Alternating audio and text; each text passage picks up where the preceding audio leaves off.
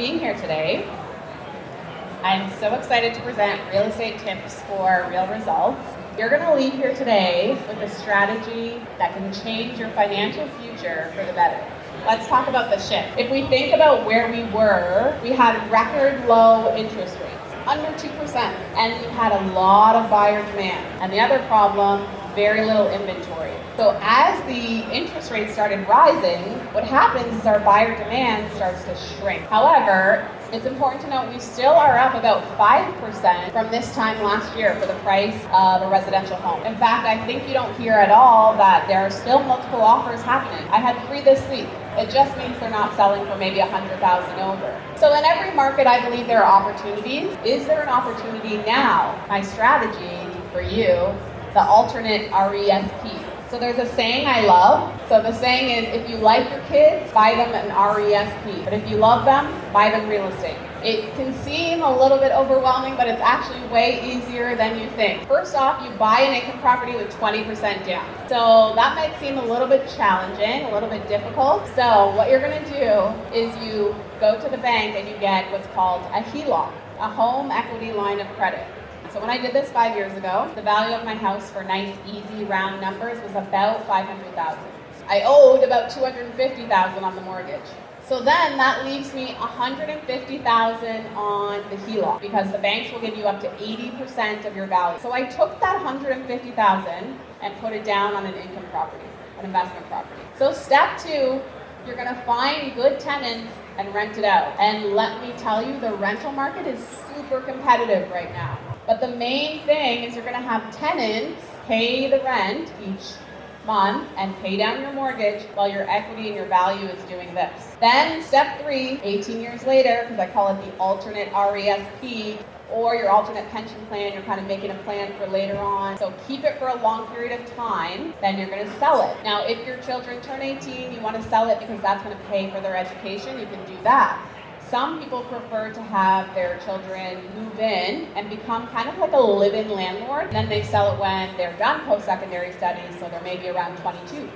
So yes, you have to pay capital gains, but you're still gonna make money. So let's say you do this process, you rent it out and things are going well, and you think, I wonder if I could do this again. You can rinse and repeat it. Only this time, when you go to get that HELOC, you're gonna get it on your actual income property. So before you do that, you wanna make sure it appraises at a high value because that's gonna give you more equity to take out. These are my top 3 inexpensive improvements to making a home, and they make a massive difference. So first, declutter. So many people have a lot of stuff. We like to get stuff, right? But if you declutter, it's gonna make your house look spacious. Next one is paint. Oh my goodness, paint makes the biggest difference. Paint is the key to making a change in your house that's totally inexpensive. And if you don't want to do it yourself because you don't have the time, definitely it's worth the investment to pay someone to do it. And the last one is clean.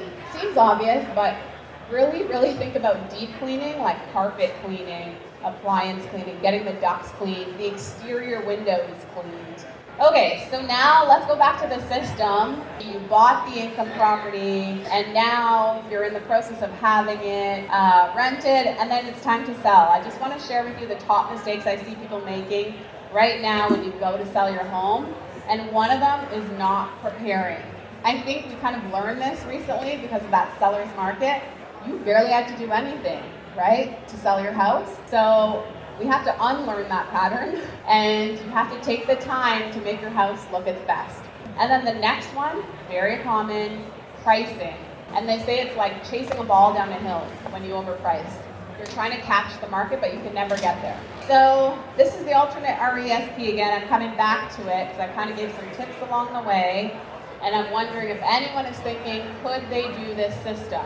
Often what they say is, well, I don't know what to buy and I don't know where to buy. Oh, I don't want to deal with bad tenants. I hear horror stories of tenants. I'm going to solve some of those things for you, okay? So first off, what to look for in a property. 1, location. When I say location, I mean think of it as a whole.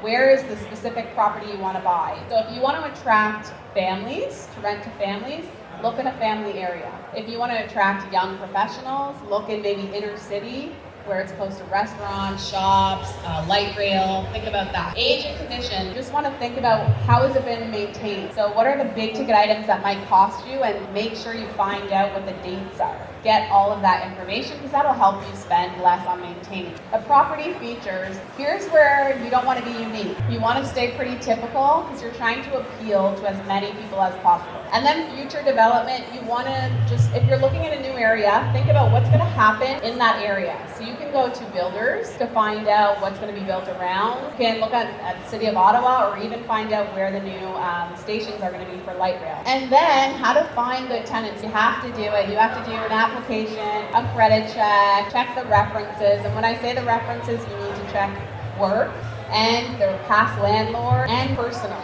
You want to research your actual tenants, Google them, find their social media profiles, see a lot about how they live. Invest in your property. So if you make it look good, you can charge more, and then that's going to be able to attract a different type of tenant as well.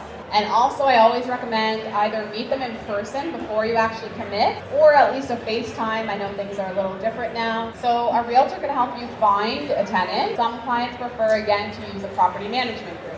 Well, thanks for sticking around. I'm on Instagram and Facebook, and reach out to me if you want with any questions. I'm a call, text away.